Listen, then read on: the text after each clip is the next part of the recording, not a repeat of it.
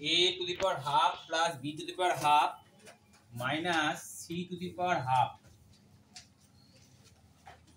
সমান 0 হলে তাহলে a plus b minus c whole square সমান কত?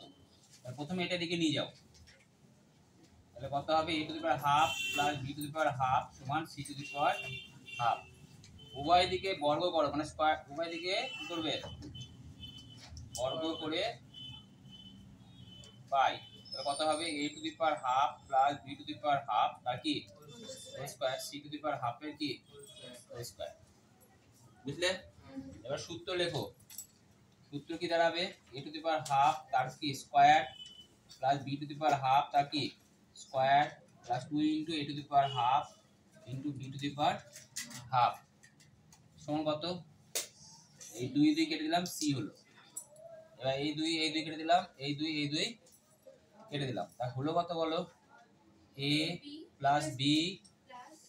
এবার মাইনাস c টাকে এদিকে নিয়ে এসো, তাহলে কত হবে? মাইনাস c কেন নিয়ে আসলাম? এখানে অঙ্ক যেটা বলেছি সেটা আনার চেষ্টা করলাম। আর এটাকে এদিকে নিয়ে যাও, মাইনাস সমান minus 2 a to the power half into b to the power half। এবার বোথ সাইড কি করতে বলেছে? Square. a plus b minus c তার কি whole square equal to minus 2 into a to the power half into b to the power half তার কি whole square. তো minus 2 whole সমান কত হয়? 4 হয়। আর এর কেটে গেল কত হয়? a into কত b। উত্তর কত হলো তাহলে? 4ab। বুঝতে পারলে?